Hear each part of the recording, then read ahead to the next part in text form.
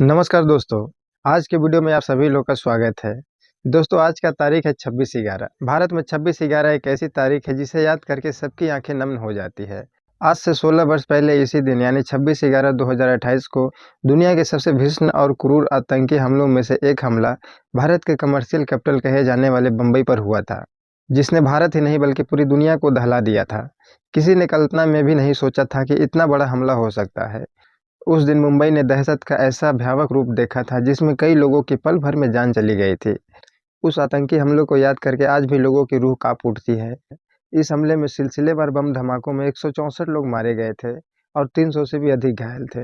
दोस्तों इस क्रूर आतंकवादी हमले को लश्कर-ए-तैयबा के 10 आतंकवादियों ने मुंबई में प्रवेश करके 4 दिनों तक गोलीबारी और सिलसिलेवार बम विस्फोट करके अंजाम दिए थे। तो आइए दोस्तों आज के वीडियो में 26/11 के हमला के बारे में एक नज़र डालते हैं कि उस दिन क्या-क्या हुआ था। तो वीडियो में आप मेरे साथ अंत तक बने रहें, तो चलिए वीडियो स्टार्ट करते हैं। दोस्तों मुंबई में 26 नवंबर 2008 का दिन हर दिन का तरह ही नॉर्मल था। सड़क से लेकर बाजारों तक चहल-पहल चारों तरफ थी। हर रोज की तरह उस दिन भी मैरीन ड्राइव पर लोग सुंदर समुद्र की लहरों का आनंद ले रहे थे। किसी को अंदाजा तक नहीं था कि इन्हीं समंदर की लहरों की तरह उनकी तरफ मौत बढ़ रही है। जैसे-जैसे चांदनी रात हो रही थी वैसे ही रोजाना की तरह बाजारों में लोगों का भीड़ बढ़ रही थी। लेकिन वह रात हर रात की तरह नहीं थी। रात होते ही मुंबई पर मौत ने नाचना शुरू कर दिया था। दोस्तों पाकिस्तान के लश्कर-ए-तैयबा के 10 आतंकवादियों ने मुंबई में घुसने के लिए समुद्री मार्ग का इस्तेमाल किया था। इन सभी आतंकवादियों का एक ही उद्देश्य था आतंक फैलाना। इस हमले की पूरी योजना कई महीने पहले ही बनकर तैयार हो गई थी।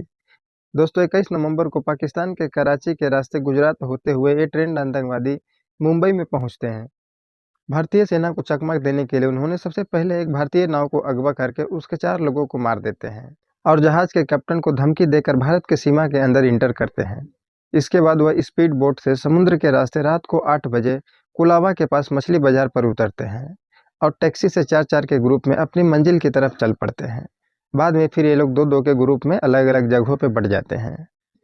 जब ये 10 आतंकवादी लोग कोलवा के मछली बाजार में पहुंचे तो कुछ मछुआरों को इन पे शक होता है और वह पुलिस को इन्फॉर्म करते हैं, पर पुलिस इस बात को हल्का में लेती है और कोई एक्शन नहीं करती है। दोस्तों ऐसा कहा जाता है कि ये आतंकवादी लोग इंडिया बांग्लादेश के बॉर्डर से फर्जी सिम भी मंगवाए थे, जिसका इस्तेमाल वे आपस में बात करने के लिए कर रहे थे। दोस्तों हमले के पहले ये आतंकवादी अपने आप को फिट रखने के लिए कोकीन, स्टेरॉयड और एलएसडी का भी सेवन करते थे। सबसे पहले ये लोग करीब 8 बजे चवाड हाउस को अपना निशाना बनाते हैं। चवाड हाउस को नरमन हाउस के नाम से भी जाना जाता है। तो यह चवाड हाउस यहूदियों को मदद करने के लिए बनाया गया एक सेंटर था, जहां की इजरायली पर्यटक अक्सर यहां ठहरते थे। दोस्तों इस चवाड हाउस में वो लोग गोलाबारी करते हैं और कुछ लोगों को बंदी बना लेते हैं। दोस्तों लास्ट में यहाँ एनएसजी कमांडो को कार्रवाई करने के लिए हेलीकॉप्टर से बगल वाली इमारत में उतारना पड़ता है। एनएसजी कमांडो कार्रवाई करते हैं और सभी आतंकवादियों को मार गिराते हैं। लेकिन दोस्तों यहाँ आतंकवादियों ने जितने भी लोगों को बंधक बनाए थे उन्हें बचाया नहीं जा सका। सभी को ये लोग मार देते हैं। दोस्तों इस हमले में चवाड मूवमेंट के डायरेक्टर गैब्रियल हाल्जबर्ग और उनकी पत्नी रिबिका और एक कमांडो सहित टोटल 7 लोग मारे जाते हैं। लेकिन गैब्रियल हाल्जबर्ग और रिबिका के 2 साल का बेटे मेस बच गया है। दोस्तों ये रहा उस समय के उस बच्चे के रोते हुए फोटो। दोस्तों इसके बाद आतंकवादियों ने करीब 9:30 बजे लियोपोल्ड कैफे को निशाना बनाते हैं। दोस्तों यह कैफे काफ़ी पुराना था। इसकी स्थापना 1871 में हुआ था। इस कैफे में ज़्यादातर विदेशी लोग आते थे। हमलावर जैसे ही कैफे में पहुंचे तो उन्होंने तुरंत अंधाधुंध गोलीबारी शुरू कर दी। कैफे में हुई गोलीबारी में 10 लोगों की मौत हो गई। दोस्तों इस कैफे में तो दीवारों पर लगी हुई गोली आज भी वैसे ही मौजूद है। 26/11 की याद में उसको वैसे ही रखा गया है। दोस्तों इसके बाद करीब 9:30 बजे ही आतंकवादियों ने देश के सबसे व्यस्त रेलवे स्टेशनों में से एक छत्रपति शिवाजी महाराज टर्मिनल को निशाना बनाते हैं। यहाँ बड़ी संख्या में यात्री मौजूद थे।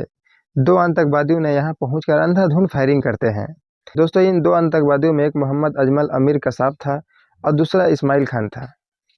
दोस्तों यहाँ पर ये दोनों लोग 15 मिनट तक तबातोड़ फायरिंग करते हैं। स्टेशन पर गोलीबारी में सबसे ज़्यादा 58 लोग मारे गए थे और यहाँ करीब 100 से भी ज़्यादा लोग घायल थे। दोस्तों कसाब अपने साथी के साथ एक कार से कहीं दूसरी जगह जाकर आतंकी हमला फैलाने निकला था। जब वह चेक पोस्ट पर पहुंचा तो दोनों तरफ आतंकवादियों और पुलिस के बीच में गोलीबारी हुई। दोस्तों इसी चेक पोस्ट की रखवाली में तैनात थे एक तुकाराम ओवले। पुलिस की इस गोलाबारी में कसाब का एक साथी मारा गया, लेकिन इसके बाद कसाब ने भी आत्मसमर्पण करने का इशारा किया। असल में वह आत्मसमर्पण का एक झूठा नाटक कर रहा था। जैसे ही पुलिसकर्मी उसके नज़दीक पहुंचे तो उसने गोलीबारी शुरू कर दी थी। तभी तुक्काराम ओबले ने अपनी जान का परवाह किए बिना कसाब को पकड़कर अपने बाजुओं में जकड़ लिया। दोस्तों, कसाब के हथियार का नली जो कि दूसरे पुलिसकर्मी की ओर था, उसे पकड़कर तुक्काराम अपने ओर मोड़ लिया। कसाब ने तुक्काराम पर गोलियां चलाना शुरू कर दी। गोलियां से तुक्काराम का शरीर पूरी छलनी हो गई, लेकिन फिर भी भारत के सपूत तुक्काराम की पकड़ ढीली नहीं पड़ी और इसी के वजह से मुंबई आतंकवादी हमले के इकलौते जीवित आतंकवादी कसाब पकड़ा जा सका। दोस्तों, तुक्काराम के इस शहादत को सम्मान करते हुए उनके मरणों उपरांत उन्हें अशोक चक्र से नवाजा गया। दोस्तों, आतंकी अजमल कसाब और उसका एक साथी स्टेशन से निकलकर कामा अस्पताल में घुस जाते हैं। दोस्तों, इसी अस्पताल के बाहर आतंकवादियों के साथ हुई मुठभेड़ में मुंबई एटीएस चीफ रहे हेमंत करकरे, मुंबई पुलिस के अशोक आमटे और विजय सालसकर मारे जाते हैं। दोस्तों, इस हमले में कई कर्मचारी लोग गंभीर रूप से घायल हो जाते हैं, लेकिन इसके बावजूद भी कर्मचारियों ने उस अस्पताल के एक भी मरीज को खरोच तक नहीं आने दिया था। दोस्तों, आतंकवादियों का एक ग्रुप भारी मात्रा में गोला बारूद लेकर नरीमन पॉइंट स्थित ओबराय होटल में भी घुसते हैं। उस वक्त उस होटल में 350 से भी ज़्यादा लोग मौजूद थे।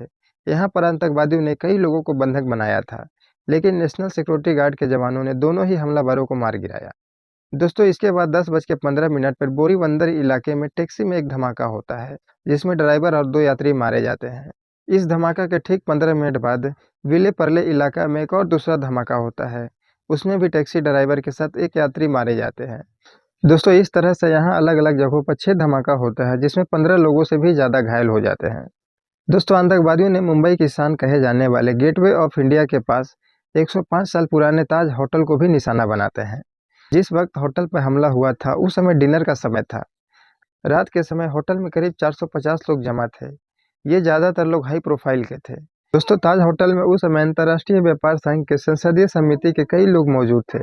दोस्तों, उस हमले के दौरान अपने देश के सांसद NN कृष्णा दास भी मौजूद थे। इसके अलावा गौतम अडानी भी उस समय उसी होटल में मौजूद थे। ऐसा कहते हैं कि गौतम अडानी को अपना जान बचाने के लिए उस होटल के किचन में जाके छुपना पड़ा था। दोस्तों, इस होटल पे अचानक 4 आतंकवादी लोग अंधाधुंध फायरिंग करना शुरू कर देते हैं और ताज होटल में प्रवेश कर जाते हैं। दोस्तों, ताज होटल में उस समय गुंबद से बहुत अधिक मात्रा में धुआं निकला था। ताज होटल के उस गुंबद से निकलता हुआ धुआं मुंबई आतंकवादी हमलों की एक पहचान बन गया था। दोस्तों, स्टेशन और कैफे से शुरू हुआ यह तांडव ताज होटल में जाकर खत्म होता है। आतंकवादी, rapid action force, marine commando और सुरक्षा कर्मियों के बीच करीब 60 घंटे से भी ज़्यादा का मुठभेड़ चलता है। लेकिन दोस्तों, फिर भी आतंकवादियों का सफाया नहीं हो पाता है, जिसके बाद सुरक्षा कर्मियों ने NSG कमांडो को बुलाते हैं, जिन्होंने सभी 4 आतंकवादियों को मार गिराते हैं। दोस्तों, ताज होटल में उन आतंकवादियों द्वारा 31 लोगों की गोली मारकर हत्या कर दी जाती है। ऐसा कहा जाता है कि उस समय टीवी पर जो हमला का लाइव कवरेज किया जा रहा था, उससे भी आतंकवादियों को काफ़ी मदद मिल रहा था। दोस्तों, 29 नवंबर तक 10 में से 9 आतंकवादियों को मार दिया जाता है और एकमात्र कसाब को जिंदा पकड़ा जाता है, जिसको बाद में 21 नवंबर 2012 को यरवदा जेल में फांसी दिया जाता है। तो दोस्तों, आज के वीडियो में बस इतना ही। फिर मिलते हैं किसी अगली वीडियो के साथ। तब तक के लिए नमस्कार। और अगर वीडियो आपको अच्छी लगी होगी तो इसे लाइक कर दीजिएगा। चैनल पर नए हैं तो इसको सब्सक्राइब कर दीजिएगा। बहुत ही जल्द मिलते हैं एक अगली वीडियो के साथ। नमस्कार।